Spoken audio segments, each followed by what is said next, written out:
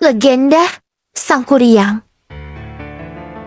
Awalnya diceritakan di kahyangan ada sepasang dewa dan dewi yang berbuat kesalahan, maka oleh Sang Hyang Tunggal mereka dikutuk turun ke bumi dalam wujud hewan. Sang dewi berubah menjadi babi hutan celeng bernama Celeng Wayung Hyang atau Wayung Yang. Sedangkan sang dewa berubah menjadi anjing bernama Situmang. Mereka harus turun ke bumi menjalankan hukuman dan bertapa mohon pengampunan agar dapat kembali ke wujudnya menjadi dewa-dewi kembali. Diceritakan bahwa Raja Sungging Perbangkara tengah pergi berburu. Di tengah hutan sang raja membuang air. Air kemih sang raja tertampung dalam batok kelapa. Seekor babi hutan betina bernama Celeng Wayung Hyang yang tengah bertapa sedang kehausan. Ia kemudian tanpa sengaja meminum air seni sang raja tadi. Wayung Hyang secara ajaib hamil dan melahirkan seorang bayi yang cantik. Karena pada dasarnya ia adalah seorang dewi, bayi cantik itu ditemukan di tengah hutan oleh sang raja yang tidak menyadari bahwa ia adalah putrinya. Bayi perempuan itu dibawa ke keraton oleh ayahnya dan diberi nama Dayang Sumbi alias Larasati. Dayang Sumbi tumbuh menjadi gadis yang amat cantik jelita. Banyak para raja dan pangeran yang ingin meminangnya, tetapi tidak ada seorang pun yang diterima. Akhirnya para raja saling berperang di antara sesamanya. Dayang Sumbi pun atas permintaannya sendiri mengasingkan diri di sebuah bukit karena terkena penyakit. Ketika sedang asyik menenun kain, torompong torak yang tengah digunakan bertenun kain terjatuh ke bawah balai-balai.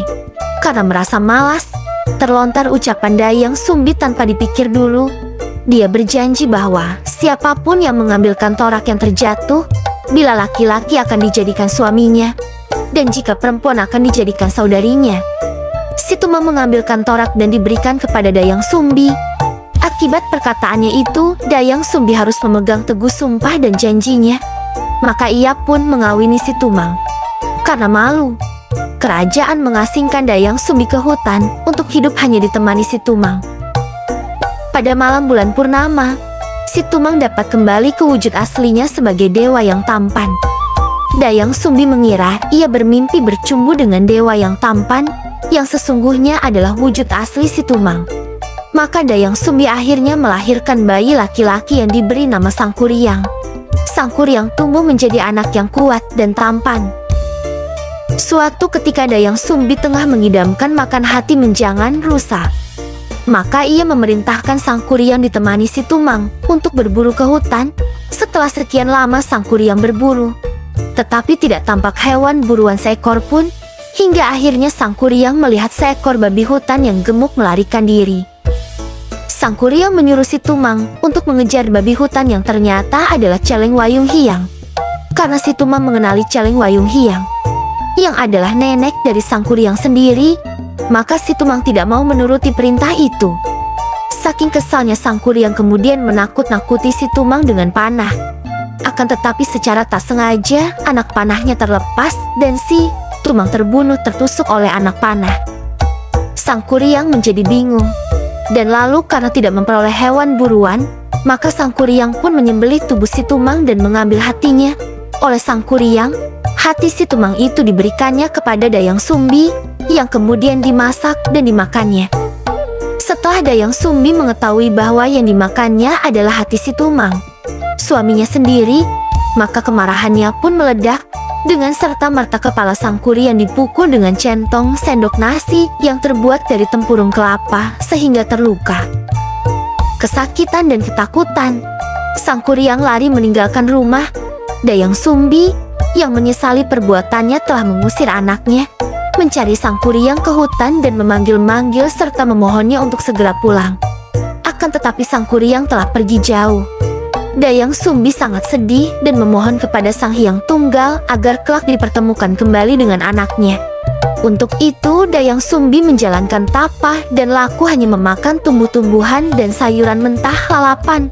Sang Kuryang sendiri pergi mengembara mengelilingi dunia. Sang Kuryang pergi berguru kepada banyak pertapa sakti.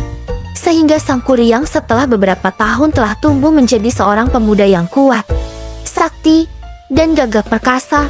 Setelah sekian lama berjalan ke arah timur, akhirnya sampailah Sang Kuryang di arah barat lagi, dan tanpa sadar telah tiba kembali di tempat Dayang Sumbi berada.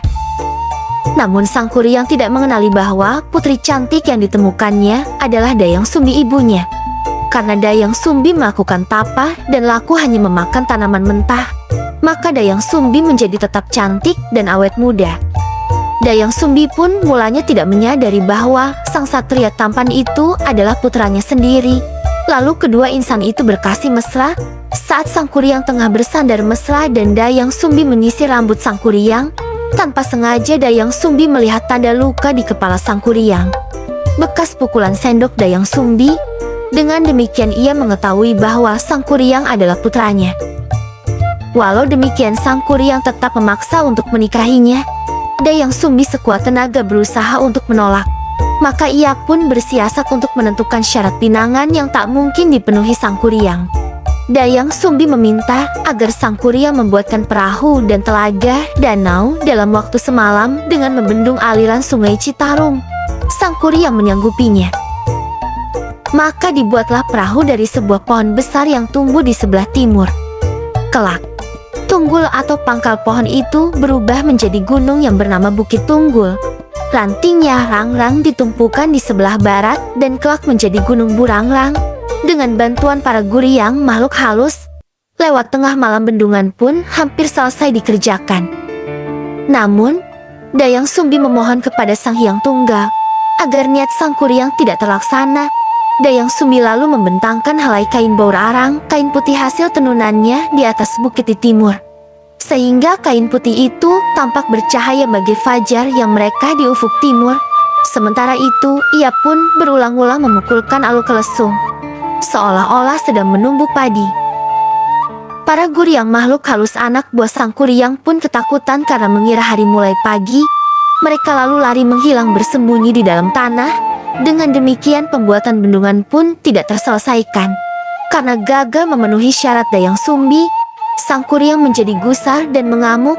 Perahu yang telah dikerjakannya dengan bersusah payah lalu ditendangnya ke arah utara dan jatuh, menangkup menjadi gunung tangkuban perahu. Di puncak kemarahannya, dinding bendungan yang berada di sebelah barat dijebolnya. Kelak lubang tembusan air Citarum ini dikenal sebagai Sang Hyang Tikoro, tenggorokan atau kerongkongan. Sumbat aliran Citarum dilemparkannya ke arah timur dan menjelma menjadi Gunung Manglayang. Air Telaga Bandung pun menjadi surut kembali. Bekas danau ini kelak menjadi lokasi kota Bandung.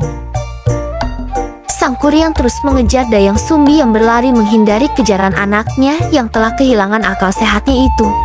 Dayang Sumbi hampir tertangkap oleh Sang Kuryang di Gunung Putri, dan ia pun memohon kepada Sang Hyang Tunggal agar menyelamatkannya. Maka Dayang Sumbi pun berubah menjadi setangkai bunga jaksi. Adapun Sang Kuryang setelah sampai di sebuah tempat yang disebut dengan Ujung Berung, akhirnya menghilang ke alam gaib.